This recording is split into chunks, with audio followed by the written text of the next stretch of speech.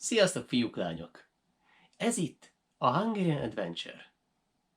Hogy kérdezzek valamit? Hallottatok már Babszem Jankó történetéről? Babszem Jankó egy igazán apró termetű, babszem méretű fiú volt, akinek viszont gigászi erő jutott. Akárcsak Supermannek. Ez egy klasszikus magyar népmese, és ebben az egyik személyes kedvencem is. Ha esetleg nem hallottatok volna még róla, akkor engedjétek meg, hogy most felolvassam nektek. Biztos vagyok benne, hogy igazán élvezni fogjátok. Lássunk is neki.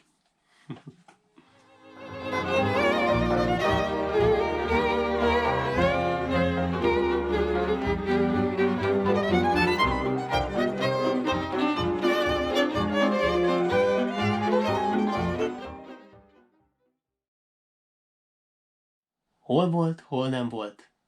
Volt a világon egy szegény ember, meg egy szegény asszony. Nem volt nekik egy csepp gyermekük sem.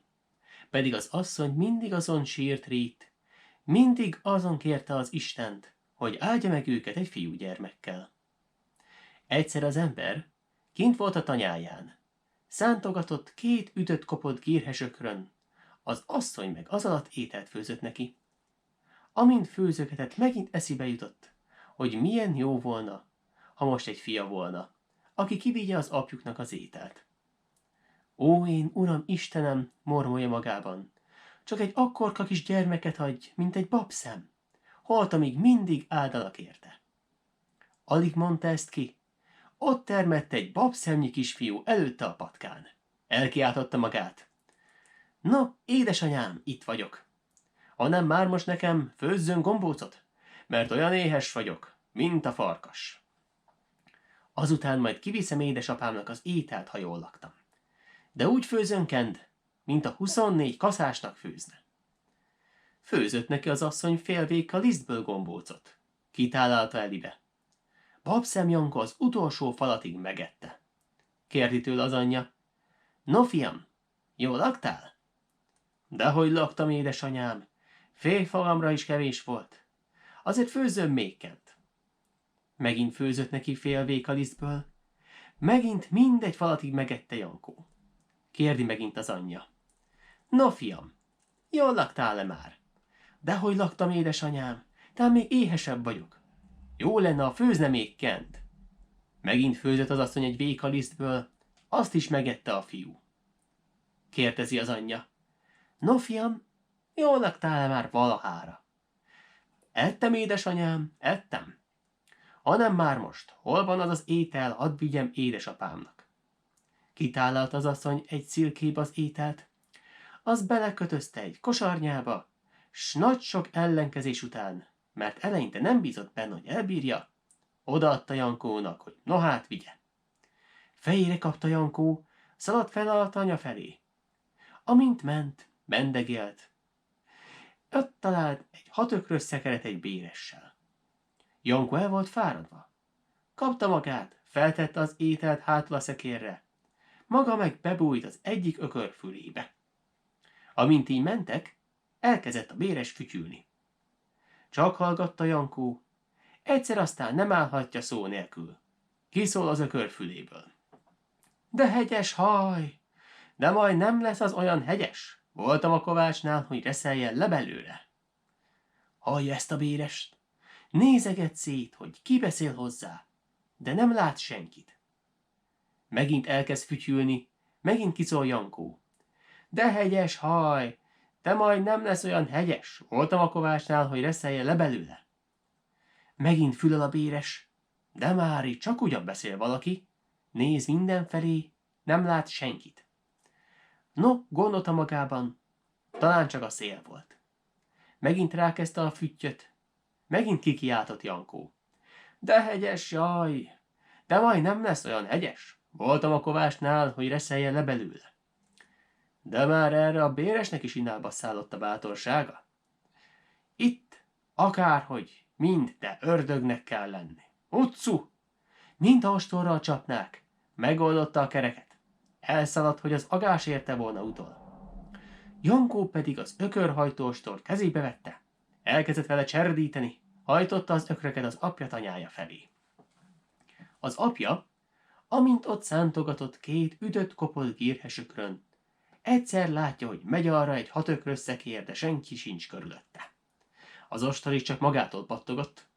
Megijedt erre, szaladni akart, de Jankó elkezdett utána kiabálni. Ne szaladjon, Kend, édesapám, uram! Csak én vagyok, a Kend fia. Ételt hoztam. Erre megállt az apja. Elvette az ételt, hozzáfogott az evéshez. Míg ő evett, Jankó befogta a 6 ökröt az ütött, kopott gírhesökrök helyére az ekébe. Elkezdett rajtuk szántani. Nem kellett nekik segítség, még maga se csinált semmit, csak az ökör füléből pattogtatott. De azért úgy meg lett szántva a föld, hogy jobban se kellett. Ez alatt arra ment egy nagyon nagy úr, 4 lovas hintón. Jankó éppen akkor volt a fordulónál, mikor ott mentek el. Nézi az úr a hintóból, hogy az ökör magától megy, az eke magától szánt, az ostor magától kongat. Miféle csuda ez, gondolja magában. Erre egy pistainas, kérdezd meg, hogy ki hajtja azt az ökröt, ki tartja azt az ekét, ki kongat azzal az ostorral, aztán hít ide azt az embert, aki amott eszeget. Előhitt a pistainas azt az embert. No, szegény ember, kérdezi az úr. Ki csinálja mindezt a csodát? Hát bizasz, nagyságos uram, csak a fiam, Babszem Jankó, aki az ökör fülében ül, onnan kongat. Adj el, Ken, nekem ezt a gyereket. Megveszem jó pénzem. A szegény ember nem akarta.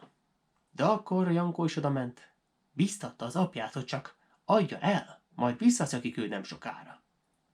Így hát megalkuttak egy véka aranyban, ezüstben. A szegény ember, aki most már gazdag ember lett, befogta a 6 címeres ökröt a szekérbe, rátette a sok kincset. Hazament, és olyan úr lett, mint egy kis király. Az úr pedig papírosba göngyölgette Jankót, betette a dolmánya zsebébe. Hazavitte, otthon meg se nézte, hanem papírostul beletette egy kis aranyládába. Azt egy nagyobb ezüstbe, azt meg egy még nagyobb rézbe. Azután mindegyik ládát bezárta 3 zárral. Másnapra aztán összehívta a tenger sok vendéget, nagy díjnomdálnomot csapott. Mikor vége volt az ebédnek, behozta a 3 ládát. Mondta, hogy ő mutat most valami furcsát, amilyet még sohasem láttak. Bámultak a vendégek a ládára, mint borjú az új kapura. Várták, hogy mi lesz már ebből. A házigazda lassan nyitogatta egymás után a zárakat. Kivette a kis papírost. Elkezdte kifelé göngyölgetni. Csak göngyölgeti, csak göngyölgeti. Egyszer csak szétesik a papíros. Az úrnak kezében marad a nagy semmi. Nevettek a vendégek.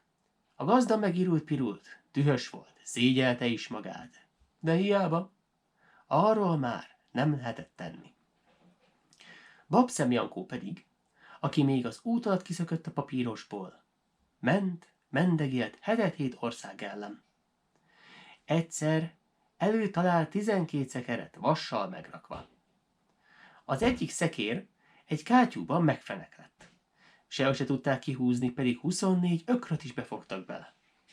Jankó is oda megy, mondja, hogy ha neki annyi vasat adnak, amennyit elbír, kisegíti a szekeret.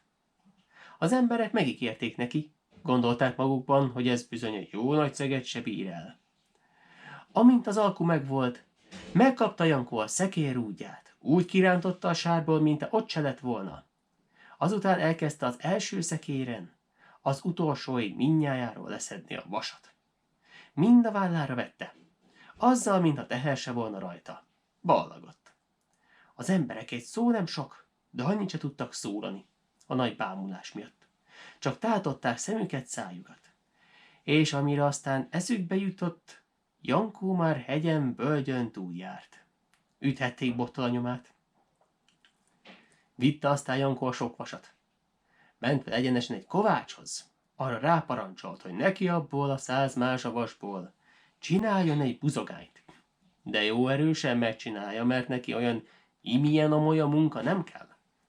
Mikor kész volt, megcsóválta Jankó, felhajította, amint csak bírta. Azzal bement aludni. Mikor már jól kialudta magát, felkelt, kiment. Éppen akkor esett vissza a buzogány. Lefúródott 12 ölnyire a földbe. Kihúzta Jankó. Nézegette. Hát nem volt semmi baja. Megörült Jankó, vállára kapta a buzogányt. Ment vele 7 ország ellen. Amint ment, mendegélt. Előtalált 12 zsiványt. Azok elébe állottak, nagy fenyegetőzően, hogy majd így, majd úgy fosztják ki. De Jankó sem ijedt meg a maga árnyékától. Rálegyintett a haramja vezérre a buzogány elével, hogy az elnyúlt, mint a béka. Nem evett többet az Isten kenyeréből. Megijedt erre a többi zsivány, térdre estek Jankó előtt, hogy csak az életüknek kegyelmezzen meg. Megválasztják vezérüknek. Megkegyelmezett nekik Jankó, a vezérséget is elvállalta. Megitták rá az áldomást. Még aznap este el is mentek lopni egy gazdag ember házához. Ott Jankó bebújt a kamra ablakán, kinyitotta az ajtót, aztán elkezdte kifelé hányni mindazt, amit csak a kamrában talált. Egész oldal szalonnát, disznóhúst, egész zsák búzákat, de amellett ordított torkaszakadtából is. Neztek szalonna, neztek búza, neztek disznóhús. Hiába csitították a betyár pajtásai, hogy ne kiabáljon.